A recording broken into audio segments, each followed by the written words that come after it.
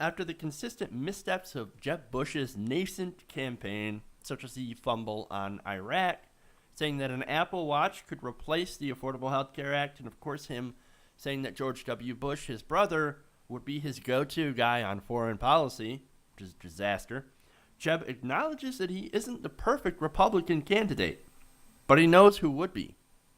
Do you know who that would be? Who, Jeff? Jesus.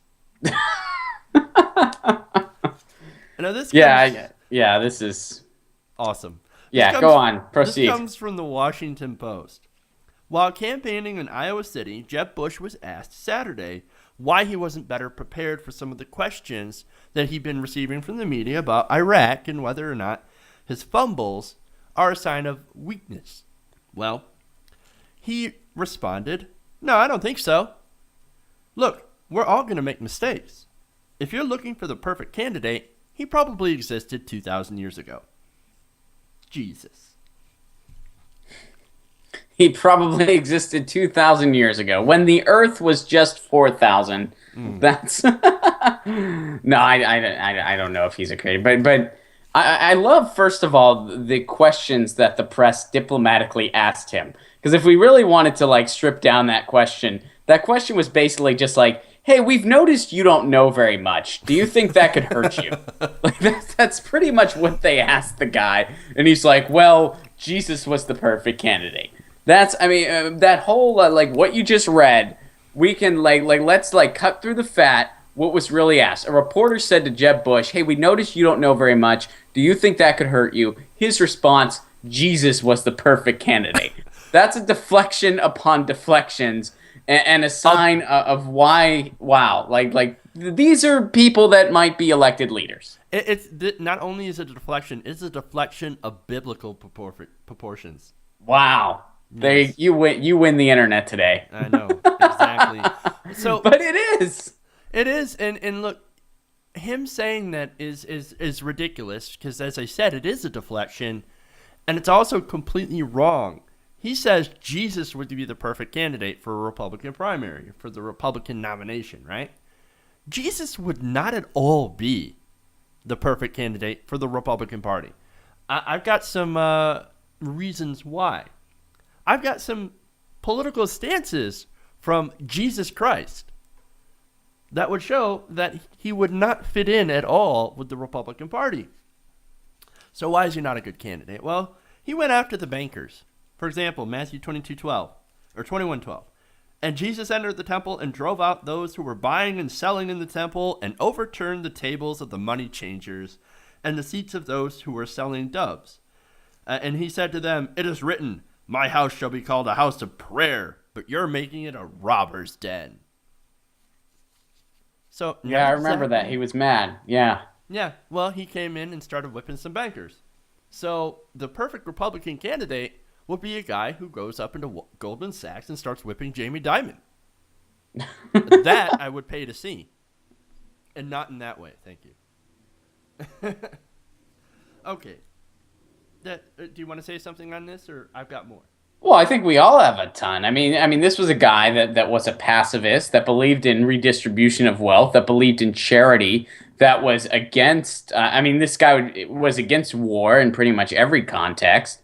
I think that, and this is a conversation that's been had over and over again, but I think if Jesus, the historic Jesus from the Bible, was going to be assigned any political affiliation in terms of United States contemporary politics, I think it would by and away be Socialist Party USA. That's fair enough. I think that's the only one that would even be close. I don't think any of them, but when you look about, and we could get historical with this, when you think about a lot of these schools of thought that influenced Christianity, the stuff that was going on in 5 BC and stuff like that, you think of like the Cynics in ancient Greece, who were against any types of possessions, who were against any type of conformity to a certain social system because they saw the corruption that would take place right away. Right. A lot of that influenced Christianity. Now, Jesus also had more of a cooperate when it's okay type attitude. The whole give to Caesar what is Caesar's, give to God what is God. But he Right. certainly didn't like the corruption on the banker level. So yeah, I mean, there's a very simplistic, the socialistic type attitude with the whole Christ story. Hmm. And a lot of the followers in the contemporary United States choose to overlook that. But in my opinion, you got to read that stuff again because it's right there. It's very clear. So For yeah, example, for example, he said on taxation, for because of this you also pay taxes. For the authorities are ministers of God, and attending to this very thing, pay to all what is owed to them. Taxes to whom taxes are owed. Revenue to whom revenue is owed. Respect to whom respect is owed. Honor to whom honor is owed. And that's Romans 13:6-7. So taxation, Jesus is like, pay your taxes. yeah. Plus, let's point this out too. Jesus was a brown guy that didn't wear shoes, Uh-huh. and Not only that, he was a brown homeless guy. yep, brown homeless guy without shoes. That There you go. Yeah, I think that he would be the GOP would not welcome him with open arms. No, because he's an I immigrant. yeah, there you go. And I don't think they would like any of the policies he would bring forward. But and I think that they pointed this out in the article. At the GOP, the conversation is so diluted that it's pretty much just worship at the altar of Reagan, and you're fine. But if you want to go a step further than Reagan, just play the Jesus card, and that's what Jeb Bush did because he had no ideas, he has no thoughts, and when he was asked about that very thing, hey, you don't have any ideas or any thoughts, do you think that's a bad thing? He proved their point by just saying, praise Jesus. That's pretty much what he did. Praise Jesus. Yeah, I mean, he's the type of guy that if you handed him a physics final and he didn't study for it because he was on an all-night bender, he would just write, this stuff doesn't matter because Jesus loves me, and see if he would be able to get an A for it. And look, Jeb Bush isn't the only guy who tends to pull out the Jesus card or the God or Christianity card. His brother was actually very famous for also doing that. In fact, if you can remember, George Bush thought that God was talking to him and told Yeah, him to invade Iraq. right. Yes. Yeah, I remember that. God told me to liberate the Iraqis, and so I did. Mm-hmm. Nice work, dude. You created ISIS. Yeah, we remember those conversations. That I always thought those were just acid flashbacks, but who am I? I guess I can't say that for sure because once again, religion is a pseudoscience. It cannot be proven or disproven, and some people take advantage of that in the realm of politics. Indeed. So watch out for supposed so-called frontrunner Jeb Bush, because I think he's just as crazy as his brother. Well, he still celebrates his brother, so yeah, clearly he's just as crazy. Uh-huh. And I get it, blood is thicker than water, whatever. But the fact that this guy isn't acknowledging wrongdoings of his brother, who has pretty much gone down already as the worst president in history. I mean, by far the worst in our lifetimes, Jeff. Well, that depends And on who you ask. If you ask a Republican, it'd be Obama.